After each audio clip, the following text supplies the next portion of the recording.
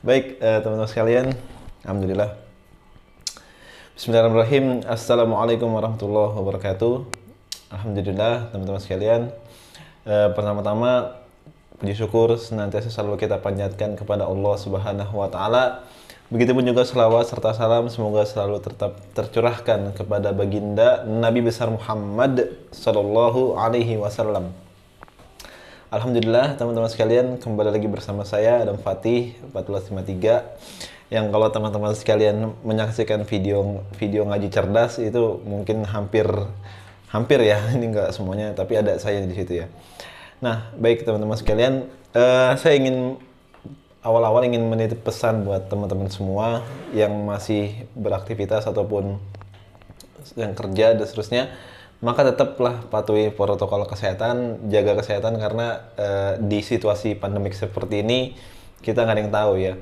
Dan gak usah ribut tentang asumsi ataupun tentang tentang COVID-19 adalah kontroversi, terus kemudian konspirasi. Itu sebenarnya nggak penting teman-teman sekalian untuk didebatkan kayak gitu ya. Karena kenapa? Karena ketika ada yang berdebat tentang hal itu ya semuanya nggak ada yang produktif gitu asumsinya, karena situasinya sedang tidak ideal. Maka situasi yang nggak ideal, nggak ada satupun tindakan yang ideal. Itu intinya seperti itu. Mau bilang ada corona, mau ada yang bilang nggak ada corona, semuanya nggak ada yang produktif jawabannya, nggak ada yang bagus jawabannya. Kenapa? Karena ya situasinya lagi nggak ideal. Nah, bagaimana sikapnya? Ya udah, bismillah aja, karena kita niat menghindari bagian dari ikhtiar kita, dan juga ya memang benar-benar faktanya ada yang meninggal dan seterusnya. Maka tetaplah jaga kesehatan buat teman-teman semua. Baik, pada kesempatan hari ini teman-teman sekalian, Masya Allah saya ingin menyampaikan beberapa hal tentang pengalaman saya menjadi seorang mu'alaf ya gitu ya.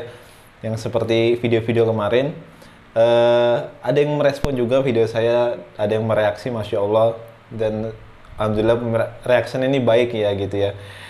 Dan kemarin saya sempat menyendiri dalam video saya bahwa ada faktor kenapa saya meninggalkan agama saya yang dulu.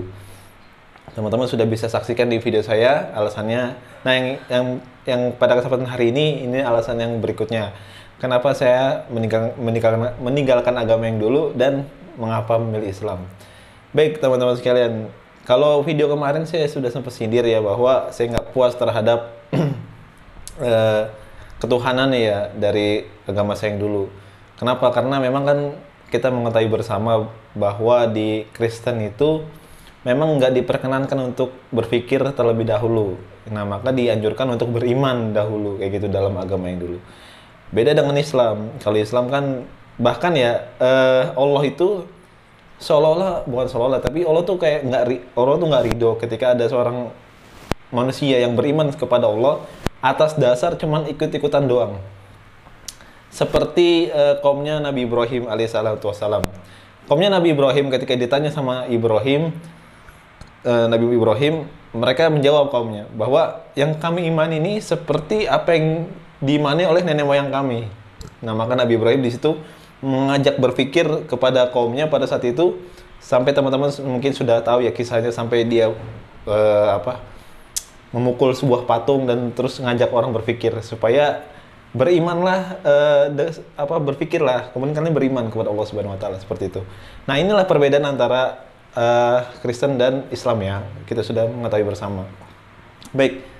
Adapun alasan berikutnya ketika alasan saya meninggalkan agama saya yang dulu adalah memang lagi-lagi ya kan kalau saya kan orangnya memang banyak berpikir ya. Walaupun berpikir saya mungkin beda-beda sama teman-teman yang mualaf yang lain. Akan tapi imagine atau logikanya gini. Seandainya kan kalau Tuhan itu menjadi seorang manusia gitu kan ya, otomatis dia sama dengan kita kan gitu ya, baik punya tangan, punya mata dan seterusnya. Ini di kepercayaan agama saya yang dulu. Logikanya begini teman-teman sekalian, kalau memang misalnya Tuhan menjadi manusia, lalu kemudian alam semesta itu siapa yang ngurus gitu. Saya mikir gitu ya, karena kan kita mengetahui bersama ya bahwa alam semesta itu sangat luas. Dan bahkan ada lagi yang lebih luas daripada alam semesta itu sendiri. Kalau kita lihat di planet misalnya atau bintang, itu Masya Allah besar banget. Dan alam semesta itu kan harus diatur dan nggak bisa dia terjadi secara kebetulan begitu saja. Maka dia harus ada yang manajernya gitu, harus ada yang mengatur. Nggak, kalau seandainya ditinggalkan misalnya satu hari aja atau beberapa bulan gitu kan ya, maka apa yang terjadi di alam semesta di sana gitu loh. Nah, di sini membuat saya juga mantap gitu. Wah, udahlah, memang nggak masuk akal gitu kan ya. Kenapa Tuhan jadi manusia lalu kemudian yang ngurus planet itu nggak ada gitu kan ya. Dan seterusnya. Ini yang saya dapatkan ketika saya berpikir tentang agama saya yang dulu. Nah, itu kan sebuah masuk akal ya. Di dalam Islam, Masya Allah, tabarakallah, Islam itu Allah Subhanahu wa Ta'ala nggak hanya mengatur manusia itu saja. Allah juga mengatur seluruh alam semesta, baik planet-planet, bintang-bintang dan seterusnya. Allah ngatur semuanya. Makanya Allah kan mention dalam Al-Quran, Inna fi khalqis samawati wal ard wa ikhtilafi laili wan nahar la ayati li ulil albab. Inna fi khalqis sama, sesungguhnya saya yang menciptakan langit, kata Allah, wal ard, dan bumi, wa ikhtilafi laili wan nahar, dan perputaran antara siang dan malam. Artinya Allah manajemen di situ, Allah atur di situ. Kan gitu ya. Nah, maksud saya gini, logikanya gak masuk ketika Tuhan itu menjadi seorang manusia yang mengurus alam semesta itu siapa? Dan otomatis pasti nggak ada ya. Karena kan Tuhannya kan ada di diri manusia. Kayak gitu. Nah, itu yang membuat saya juga agak nggak puas ya terhadap agama saya yang dulu. Banyak sekali teman-teman sekalian sebenarnya hal-hal yang mungkin teman-teman juga bisa komentar sendiri ya. Banyak orang-orang yang nggak puas terhadap agamanya, sampai Masya Allah ya, saya juga kan sering bertemu dengan seorang mualaf, banyak sekali ya begitu, jawabannya hampir sama. Mereka tidak menemukan kepuasan terhadap agama mereka yang dulu, kayak gitu. Termasuk juga Kohdondi kemarin, misalnya Koh Rahmat kayak gitu misalnya. Dan seterusnya mereka nggak puas terhadap agama yang dulu. Bisa diambil kesimpulan teman-teman sekalian, berarti Allah itu ngajak kita itu pinter dulu, baru beriman gitu loh.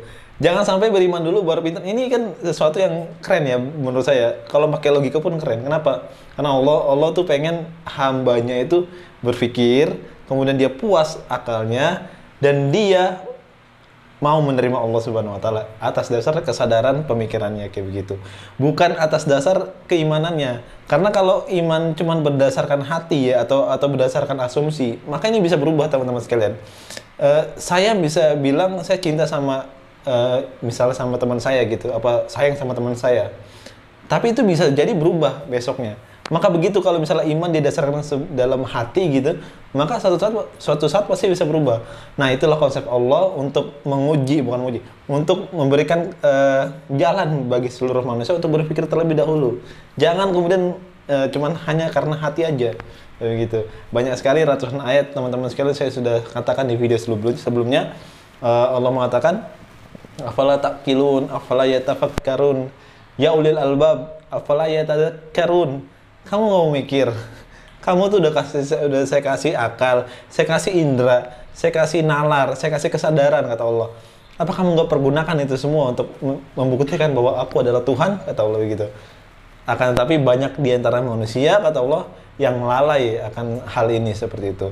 Makanya Allah Subhanahu wa Ta'ala kan sudah menerangkannya bahwa Islam itu agama yang sangat keren, sangat mulia, sangat brilian, dan Islam nggak pernah sama sekali paksa orang terhadap agama, begitu teman-teman sekalian. Bahkan hukumnya dosa kalau kita maksa orang terus ngasih Indomie misalnya kan gitu, ngasih Indomie terus ayo masuk Islam, itu bukan jadi pahala, malah jadi dosa. Islam biarpun di tempat manapun, Islam akan tetap selalu menjadi sebuah berlian, ibarat berlian. Maka mau ditaruh got pun, ditaruh manapun, tetap dia adalah berlian dan nilainya sangat mahal. Itu analogi sederhana terhadap Islam. Maka buat teman-teman sekalian yang sudah muslim dari lahir, saya berpesan gini ya, semoga istiqomah dan pertahankan itu. Kita boleh kehilangan apapun teman-teman muslim sekalian, asal satu jangan sampai hilang, yaitu adalah keimanan kita kepada Allah Subhanahu wa Ta'ala. itu sangat mahal sekali teman-teman. Banyak sekali seorang mualaf yang begitu gigih untuk mencari kebenaran sampai dia diusir sama orang tuanya, sampai diancam-ancam dan seterusnya. Mereka punya perjalanan kisah yang sangat dahsyat ya, yang mungkin kalau diterima dengan akal nggak masuk akal, tapi mereka tetap untuk mencari kebenaran itu. Nah, maka bagi teman-teman sekalian yang muslim, pesan saya, kita jangan mau kalah sama mualaf-mualaf yang lain.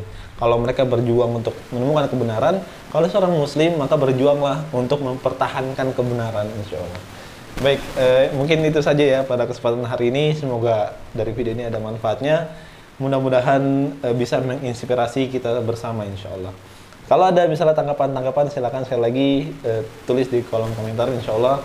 Saya akan coba lihat nanti, kemudian saya akan koreksi apa kesalahan saya dan apa yang harus saya lakukan ke depannya, insya Allah. Itu saja yang bisa saya sampaikan pada kesempatan hari ini. Kita akhiri. Subhanakallahumma wa bihamdika asyhadu an la ilaha illa anta astaghfiruka wa atubu ilaik. Wa akhiru da'wa alhamdulillahirabbil alamin wa afwa minkum. Wassalamualaikum warahmatullahi wabarakatuh.